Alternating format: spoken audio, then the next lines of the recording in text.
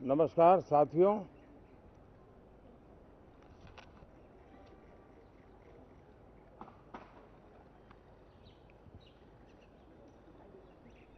शीतकालीन सत्र है और माहौल भी शीत ही रहेगा।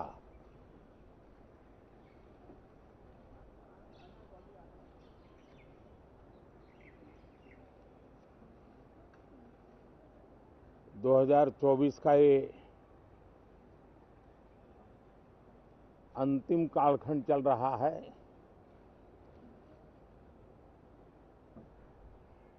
देश पूरे उमंग और उत्साह के साथ 2025 के स्वागत की तैयारी में भी लगा हुआ है। साथियों, संसद का ये सत्र अनेक प्रकार से विशेष है और सबसे बड़ी बात है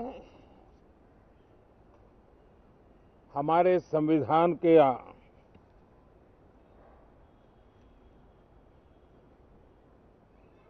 75 साल की यात्रा,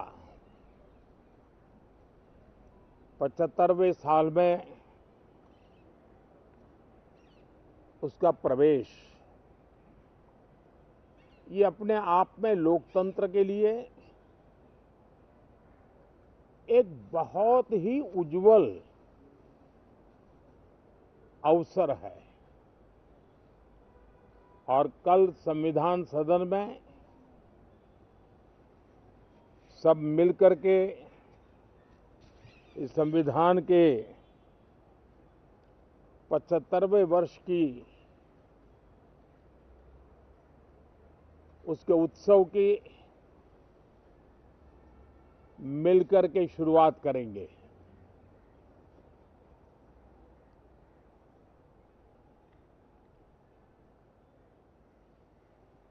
संविधान निर्माताओं ने संविधान निर्माण करते समय एक एक बिंदु पर बहुत विस्तार से बहस की है और तब जाकर के ऐसा उत्तम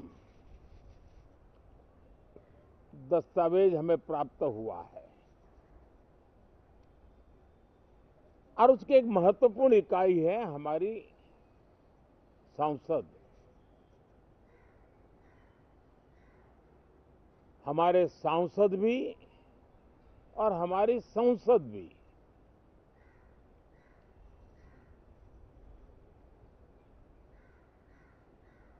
पार्लियामेंट में स्वस्थ चर्चा हो, ज्यादा से ज्यादा लोग चर्चा में अपना योगदान दें। दुर्भाग्य से कुछ लोगों ने अपने राजनीतिक स्वार्थ के लिए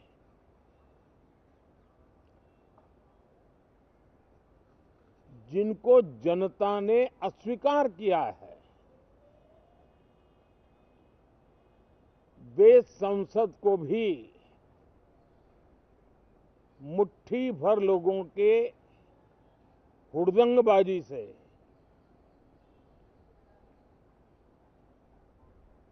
कंट्रोल करने का लगातार प्रयास कर रहे हैं।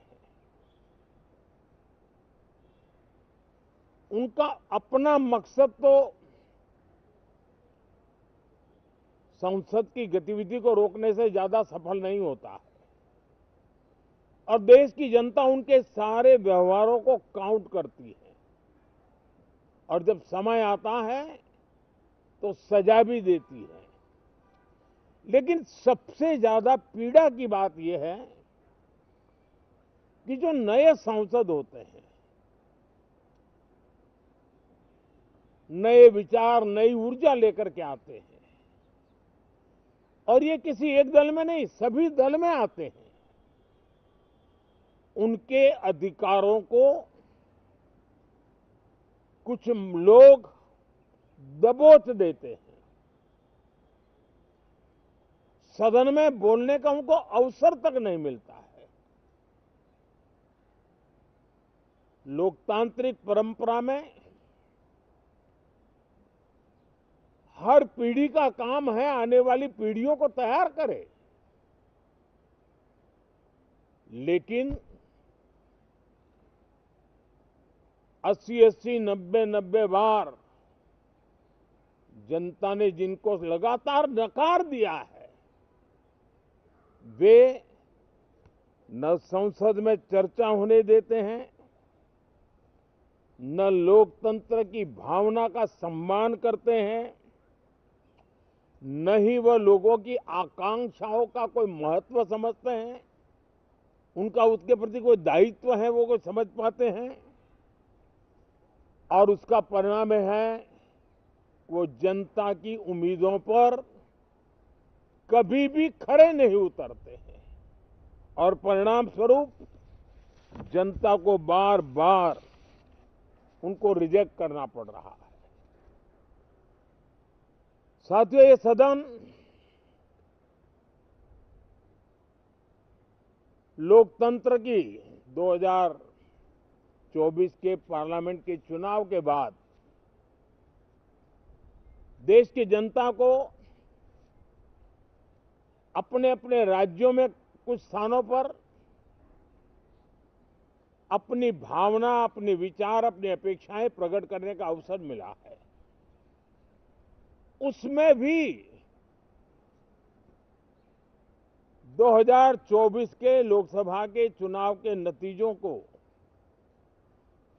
और अधिक ताकत दी गई है राज्यों के द्वारा, और अधिक बल प्रदान किया गया है, और अधिक समर्थन का व्याप बढ़ा है। और लोकतंत्र की यह शर्त है कि हम जनता जनार्दन की भावनाओं का आदर करें, उनकी आशा अपेक्षाओं पर खरा उतरने के लिए दिन रात मेहनत करें।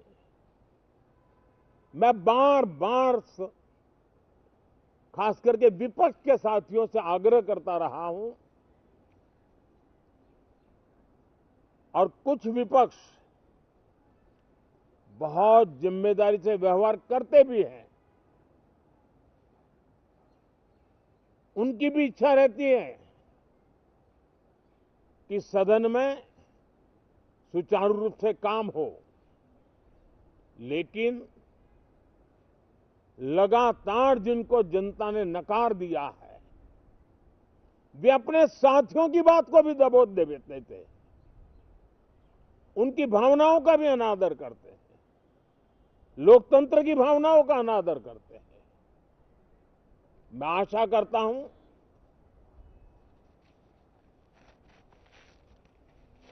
कि हमारे नए साथियों को अवसर मिले। सभी दल में नए साथी हैं, उनके पास नए विचार है, भारत को आगे ले जाने के लिए नई नई कल्पनाएं हैं। और आज विश्व भारत की तरफ बहुत आशा भरी नजर से देख रहा है। तब हम संसद का समय का उपयोग वैश्विक स्तर पर भी भारत के आज जो सम्मान बढ़ा है, भारत का प्रति जो आकर्षण बढ़ा है, उसको बल प्रदान करने वाला हमारा व्यवहार रहना चाहिए। विश्व के अंदर भारत को ऐसे अवसर बहुत कम मिलते हैं जो आज मिला है, और भारत की संसद से वो संदेश भी जाना चाहिए कि भारत के मतदाता उनका लोकतंत्र के प्रति समर्पण, उनका संविधान के प्रति समर्पण, उनका संसदीय कार्य पद्धति पर विश्वास, संसद में बैठे हुए हम सबको जनता जनार्दन की इन भावनाओं पर खरा उतरना ही पड़ेगा। और समय की मांग है, हम अब तक जितना समय गंवा चुके हैं उसका थोड़ा पश्चाताप करें और उसका परिमार्जन करने का उपाय यही है कि हम बहुत ही तंदुरुस्त तरीके से हर विषय के अनेक पहलुओं को संसद भवन में हम उजागर करें। आने वाली पीढ़ियां भी पढ़ेगी उसको, उसमें से प्रेरणा लेगी।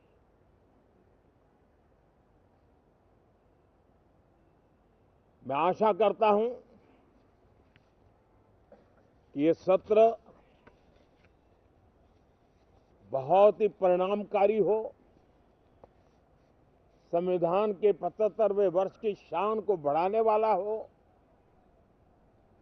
भारत की वैश्विक गरिमा को बल देने वाला हो, नए सांसदों को अवसर देने वाला हो, नए विचारों का स्वागत करने वाला हो। इसी भावना के साथ मैं फिर एक बार सभी माननीय सांसदों को उमंग और उत्साह के साथ इस सत्र को आगे बढ़ाने के लिए निमंत्रित करता हूं, स्वागत करता हूं। आप सब साथियों का भी बहुत बहुत धन्यवाद।